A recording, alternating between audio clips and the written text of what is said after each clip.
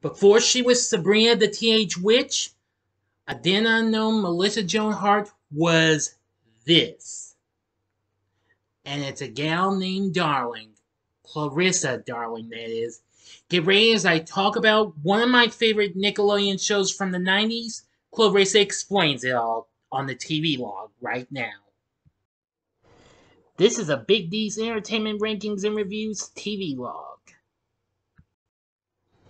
Greetings, my fellow YouTubers, and welcome to Big D's Entertainment Rankings and Reviews. My name's Doyle, better known to you as the Big D, back again with another Tvlog. Today I'm going to be talking about one of my favorite shows from the good old days of Nickelodeon. Yeah, and it may be a chick show, but hey, this was one I could really get into. Something that was made starring a chick and what have you. Yes, this is something when we didn't have Lizzie McGuire, we didn't have Hannah Montana, we didn't even have Wizards of Waverly Place, That's So Raven, etc., etc. But those were Disney Channel shows. This is a Nickelodeon show here. This is something what we had.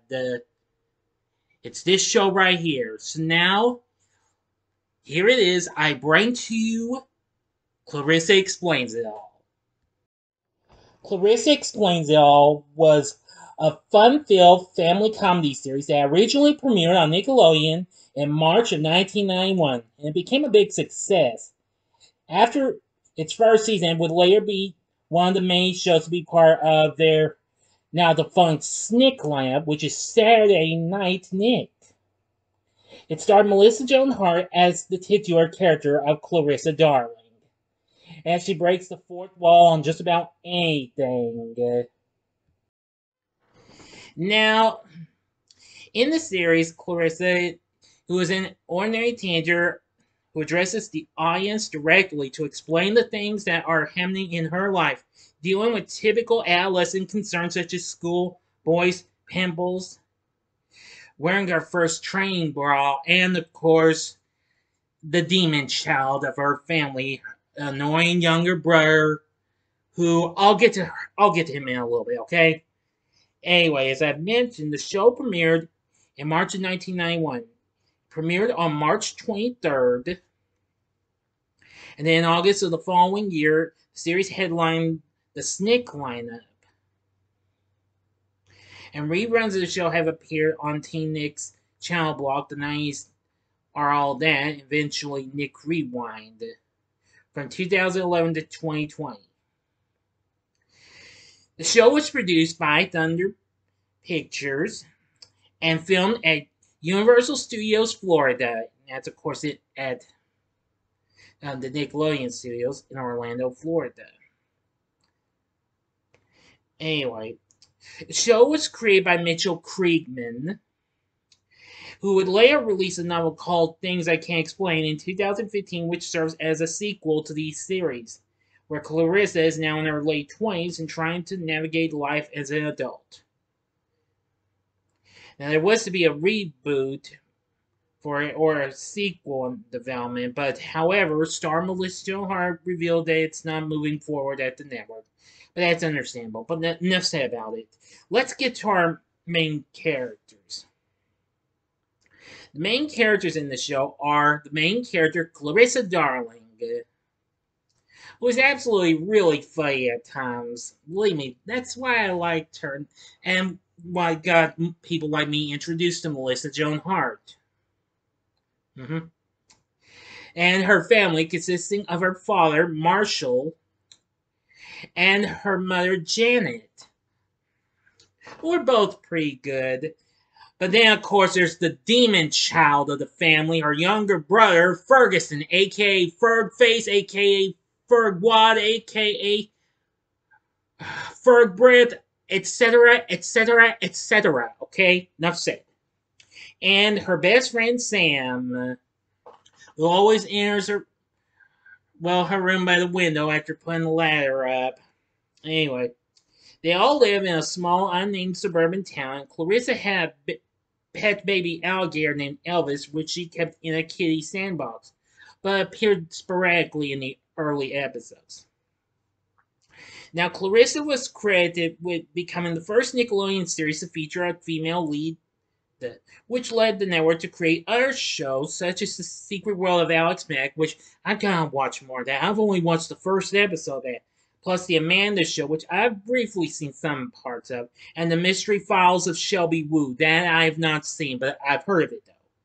Its popularity among both boys and girls, which I'm among one of those, because I did get to see this a few times at my dad's house because he was the only one in the family that had cable.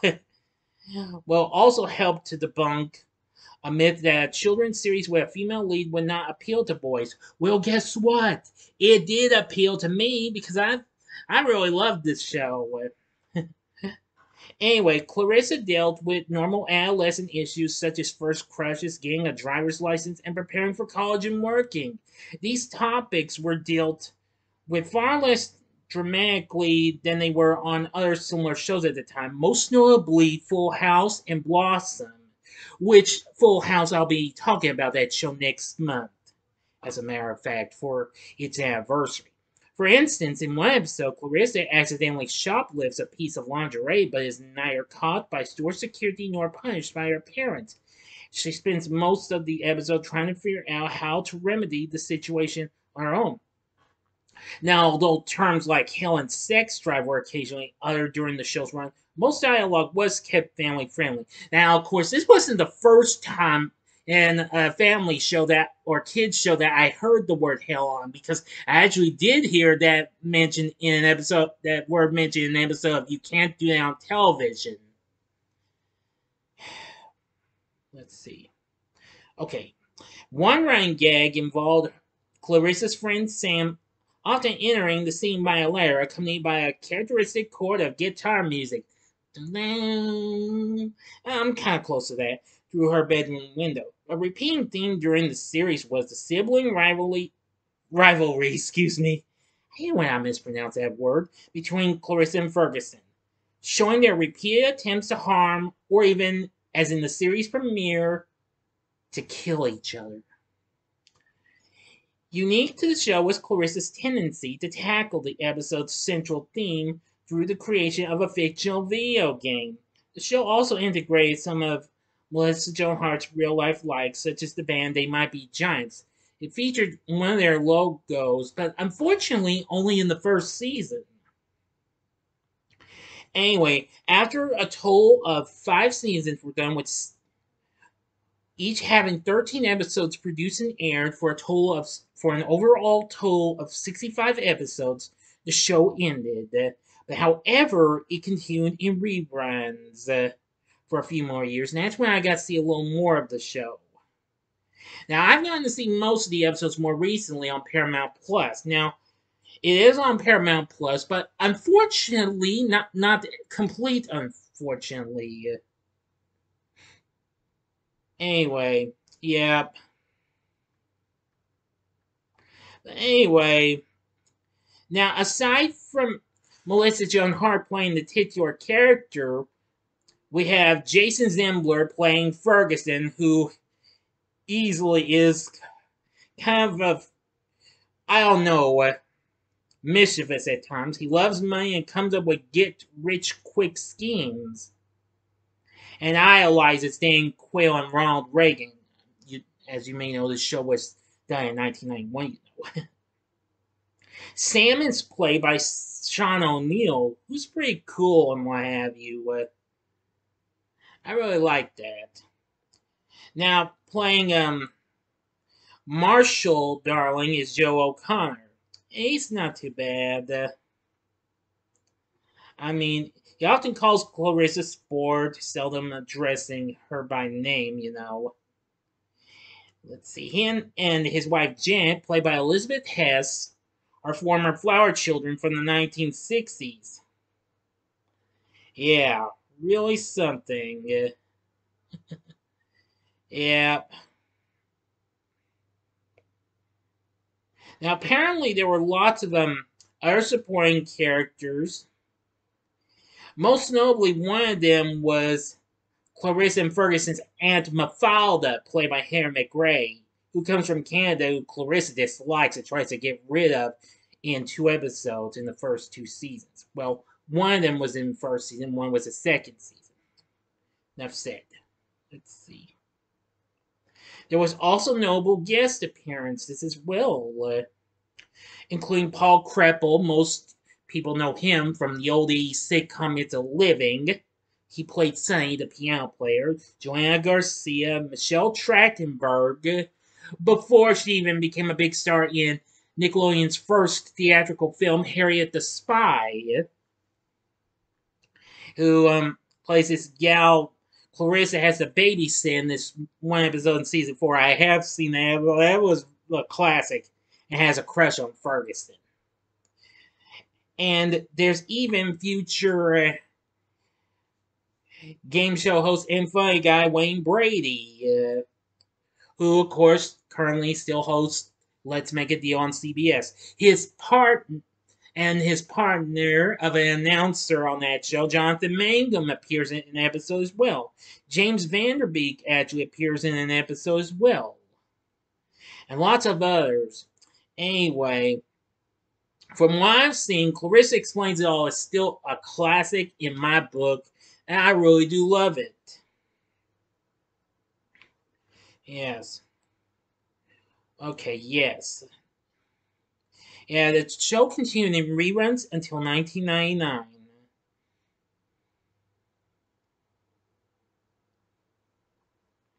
Now, also, for other streaming, maybe aside from Paramount Plus, it had been shown on the Nick Pluto TV channel, but we can't guarantee if that's still on there. If it is on there, then you should watch it. If you've got Paramount Plus, you might want to check it out. It has been released on video cassette and on DVD.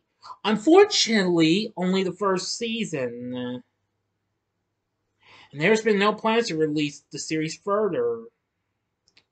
Oh well. Now there's also episodes that are on Amazon Video and Hulu. So anyway, yep. I will say I really do love Clarissa Explains It All. It's definitely one of my favorites. I like its catchy theme song, which is so cool. It's just so much fun. Again, definitely give this show a watch. You won't be disappointed with it. And if you've got a young gal in your family and you've got Paramount Plus, then this I'd recommend.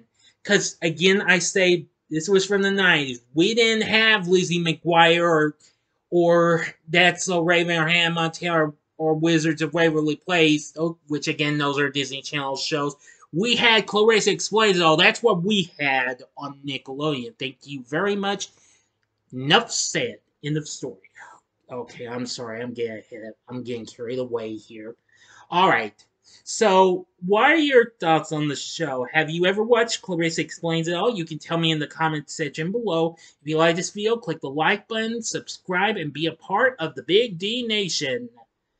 Anyway, thanks for watching. If you like this, consider checking out some of these other Nickelodeon bits I have actually recently done.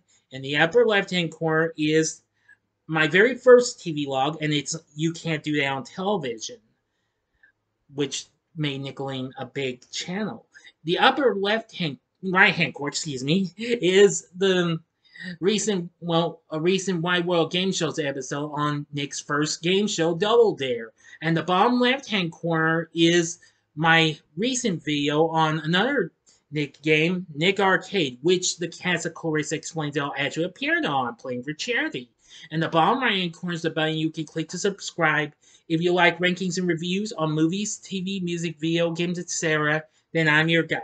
Thanks for watching, and I'll have another video coming up soon. So until next time, I'm the Big D saying, see ya.